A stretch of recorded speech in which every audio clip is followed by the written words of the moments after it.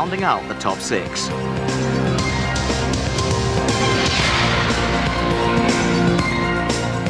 At the start, Hill bogs down and gets swamped from both sides. Villeneuve leads and Coulthard nips into second after a blistering getaway. Alesi and Berger are left floundering with brake problems. Katayama stalled on the warm-up lap. He got an illegal push start and he's disqualified. At the end of lap 1, Villeneuve leads from Coulthard, Barrichello, Schumacher, Hill, Hakkinen and Brundle. Further back, a fired-up, hard-charging Alesi collides with Sarlo's Tyrrell at the end of the start-finish straight. By lap 5, Villeneuve's lead is up to 3.8 seconds. Coulthard is a few lengths clear of Barrichello and Hill takes Schumacher for 4th. Lap 6, Panis collides with Irvine in the battle for 11th. Both retired. Lap 10 and Hill's charge slows. The Williams has a rear-end imbalance. 12 laps later, his first stop comes 3 laps ahead of schedule.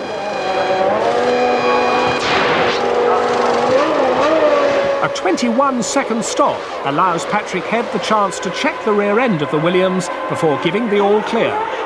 Hill resumes down in 11th place. Lap 23, Schumacher makes his first stop.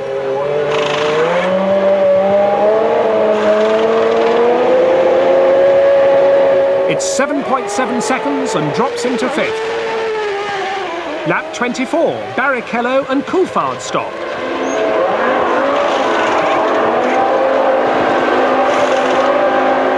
McLaren are quicker. 9.8 seconds drops Coulthard from 2nd to 4th, while Barrichello resumes 5th. Hakkinen breaks the pit lane speed limit on his first stop and is subsequently called in for a mandatory 10-second stop-go penalty. Lap 29. Hill, running 9th, makes a dive down the inside of Diniz, but the Brazilian turns in on the Williams and the two are lucky to keep going. It's enough to drop Hill back down to 10th, behind Verstappen.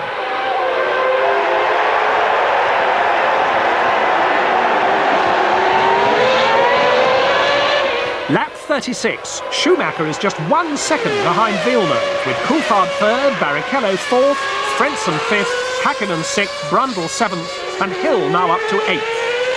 7 laps later, the second refuelling stops, as first Hill, then Schumacher, and on lap 46, Villeneuve come in.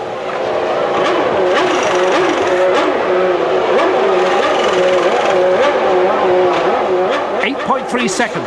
Villeneuve maintains his lead, just. It's all getting very tense in the pit lane, with traffic helping to close the gap between Villeneuve leading and Schumacher second. Will it go the same way as last year, with Schumacher snatching the win almost in sight of the flag? It's just as tight behind, with Coulthard 3rd and Hill 4th. Lap 57, dicing with Sarlo's Tyrrell, Frentzen spins under braking for the first corner and both drop down the order 2 places. With 8 laps remaining, Villeneuve is still leading.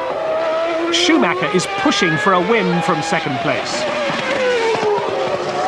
It's Villeneuve leading Schumacher by the gap you can see, and they're still coming up to pass Gerhard Berger. Coulthard is 3rd, Hill is 4th, very close indeed to the McLaren.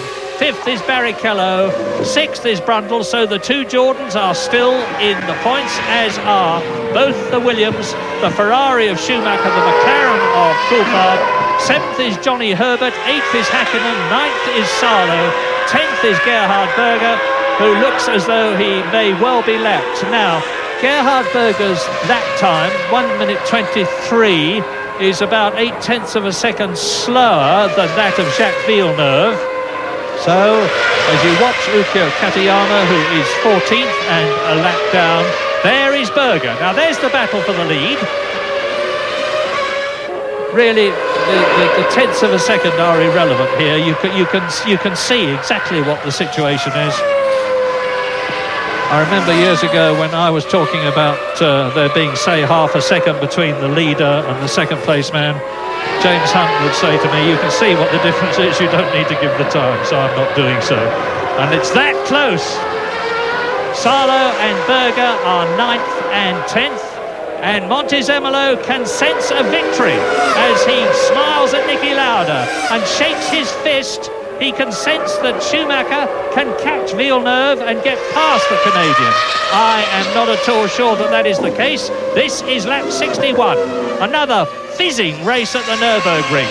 Gerhard Berger being caught. Well, Gerhard Berger could be the one that's going to influence what happens with these two. If there is going to be a final opportunity in the closing 7 laps of this race for Schumacher to get by Villeneuve, it could well come as and when they come up behind Berger. And if Berger is just a little bit slow in letting Jacques Villeneuve by, that could provide the opportunity for Schumacher to have a go. And of course, Ferrari was Berger's team from last year. Look at this, Coulthard and Hill battling for third. So just as there's a titanic scrap for first between Villeneuve and Schumacher, so there is for third between Coulthard and Damon Hill, with a point in it now. 4 points for third position, 3 points for fourth position. If Hill can get past Coulthard at the end of this 16 race season, that 1 point might make all the difference in the World Championship. Damon Hill on 30 points is 18 ahead of Villeneuve at the present moment, but in a long season like this, anything can happen. And Heinz-Harald Frentzen retires from the Grand Prix of Europe as he did last year, when again last year he precipitately went off. He's been off this year. He won't be at all a happy man. Lap 62, there are the leaders. So the best ice of the race now, in fact, for third place with Coulthard and Hill. It might just be 1 place between third and fourth, but it means more than that, because being third means getting on the roster, and there's something rather special about that, something special that David Coulthard's going to want to savour desperately, so he's going to be in no mood whatsoever to give an inch to his former teammates. And of course these two, we're looking at them now. Coulthard ahead, Hill behind. They were both teammates at Williams last year. Hill, oh, and that's Coulthard there, locks the wheel up on braking. Nothing too much wrong with that, but you don't want to do it too many more times, but it's slowed him up a little bit. Can Hill get by? The straight line speed, the all-important straight line speed of these two cars is not far apart. The Mercedes engine has made big strides, but this is where, I think Damon Hill had to lift off there. He was looking like he was going to get the chance for a run down at David Coulthard. This was where Hill touched Pedro Diniz around that bottom hairpin. It's a third of the way round the track, and then up through the gears, third, fourth, fifth, just a little bit of a feather, easing off the throttle, 140 miles an hour through that, swerving left, swerving right, up to sixth gear at 175, hard on the brakes, down to third, 90 miles an hour, feeding it in. Now this is where Hill needs to be close, because we're coming on to the back straight. In fact, it has a kink in it, and if he gets closely positioned, he'll be right on his tail to potentially have a go out braking into the following chicane. He's too far behind, he's not going to do that, and if we're going to have to wait potentially to the main straight. Well, now Gerhard Berger is coming up behind 3 tail enders, and behind Gerhard Berger is the battle for the lead between Villeneuve and Schumacher, which you're looking at now on lap 63, and they are certainly going to be caught, those tail enders. That is Michael Schumacher. And how McLaren and Mercedes must be aching for David Coulthard to stay where he is. In, of all countries, Germany, for a McLaren driver to finish on the podium this year for the first time would be a marvellous fillip to the Woking team.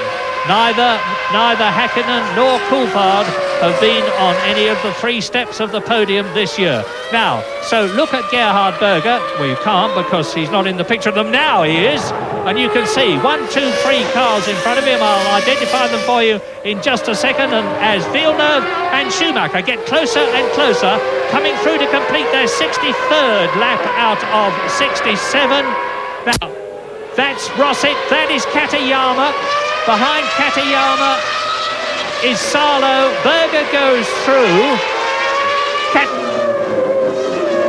And all the time they get, now there's Rosset, there is Katayama, there is Gerhard Berger, behind him Salo, and Villeneuve is catching the Tyrrell Yamaha. You can see it. we've got one of the classic potential problems there. That's two dicing Tyrrells of Salo behind, Katayama in front. It's been a long time since Katayama has been on the track ahead, and Schumacher is looking at the outside again. You see what's happening there. Villeneuve is taking a conservative line on the inside. Schumacher has got the run on the exit. This is 145 miles an hour right-left. Schumacher drops back because he hasn't got that all-important airflow to front of his car, and that makes a bigger difference on the faster corners. But this is Schumacher's chance. And we used to think the Nürburgring was a dull circuit. Think of it last year. Look at it this year. Salo in 9th position has got Villeneuve behind him. Salo will realise it, and he moves over. Well done, Michael Salo. And he lets both Villeneuve and Schumacher through. So now there is another gap. Michael Salo in 9th position. You saw Rosset, you saw Katayama. Katayama, therefore, is the next target. Look back. That is Schumacher. There is Rosset, there is Katayama. Berger has already lapped both of them and is about to do so again. So Villeneuve and Schumacher are on their 65th lap out of 67. Gerhard Berger has not been lapped. I do apologise to him, but it looks as though he may well be. And Katayama is already in a position of having been lapped. Lap 65, only 2 laps to go after this one, and Villeneuve and Schumacher are not really gaining on Gerhard Berger, who's lapped in 1:23.7 compared with Villeneuve's 1:23.6, and Berger goes past Katayama. So now it is the turn of Jacques Villeneuve to get past the Japanese driver. He does so. Ukyo moves over and lets Schumacher through, and we're with Schumacher as he closes right up on Jacques Villeneuve. I remind you that this is the 65th lap. There are only 2 laps to go after this one. And Schumacher is really piling on the pressure now. He's braking later and later. He's locking his front wheels, a bit of smoke coming off. He knows that it doesn't really matter now if he does that a few times, because there are only these 2 laps to go, and he needs to do everything he possibly can. It probably won't be enough, but it's not going to be for lack of trying. Katayama behind Rosset, Villeneuve behind Katayama, Schumacher behind Villeneuve. Through now. This is the end of their 65th lap. Only 2 laps to go. Villeneuve pulls out. Schumacher pulls out. Schumacher having a look at Villeneuve. So Katayama has been passed. It's Gerhard Berger now, and I think he may well succeed in staying ahead of them. There are only 2 laps to go. Gerhard Berger's last lap, 1:24.3. And that was 0.3 of a second slower than Villeneuve, but Gerhard Berger was in amongst traffic. So I think the Austrian will manage to avoid being lapped. You can see the gap for yourselves. This is lap 66. Just this lap and the 67th lap to go. And the order is Villeneuve-Schumacher with the distance that you can see between them. Coulthard is 30 seconds behind them, but only 3/10 of a second ahead of Damon Hill, who is 4th. Rubens Barrichello is 5th, 1.5 seconds ahead of his teammate Martin Brundle. Johnny Herbert is in 7th place. Hakkinen is 8th. Berger is 9th. 10th is Salo, who has been lapped. 11th is Deniz. 12th is Rosset. 13th is Katayama. 14th Lamy. 15th Fisichella. And Heinz-Harald Frentzen has retired. So 15 out of the 20 who started this Grand Prix of Europe are still in the running as the leaders come through to start their last, and this could be a historic lap. It could be the lap in which Jacques Villeneuve from Canada, in only his 4th Grand Prix, who started from 2nd on the grid, manages to stay ahead of Michael Schumacher and win his first Grand Prix. His father won his first race at Montreal in Canada. Jacques Villeneuve could well win his first Grand Prix at the Nürburgring in Germany, and where better a place to win it. So they are down to the hairpin for the 67th and last time. And David Coulthard starts the last lap ahead of Damon Hill. It's only 0.2 of a second, but he is still ahead. Out of the hairpin. Up towards the chicane. But first they go round the curve at turn 8. Now the curve at turn 9. Now the descent at 170 miles an hour down to the Hatzenbach-Bogen, and the climb up to the chicane. Gerhard Berger is going to stay ahead of Villeneuve. I'm going to stick my neck out. and say that Jacques Villeneuve is going to stay ahead of Michael Schumacher and win the Grand Prix of Europe at the Nürburgring. They exit the corner, turn 13, the last corner, and the checkered flag goes out, and Jacques Villeneuve wins for Williams-Renault. The team's fourth successive victory, his first, and this is the battle for third position between David Coulthard and Damon Hill. Now, you'd remember the first time you did this. Yeah, I mean, it's very, very sweet, let me tell you. It's a good feeling. I mean, it's, you know, now he's got one under his belt. The next thing he'll want another one, then of course he wants the championship after that. Sure, it's a great feeling. After the start of the season we had, it's great to get one in. You ran a very smooth race. What was it like with Michael pushing you so hard for most of it? Well, Michael was pushing really hard, and he was very quick once he got, well, he was quick the whole race, but he got close to me midway through the second run. And he was a little bit quicker than me, so it was tough, mostly when we got behind the back marker, but it was fun, you know. That's how racing should be. Michael, you must be pleased to have run a very competitive race in front of your home crowd. At any stage, did you think that the victory could have been yours?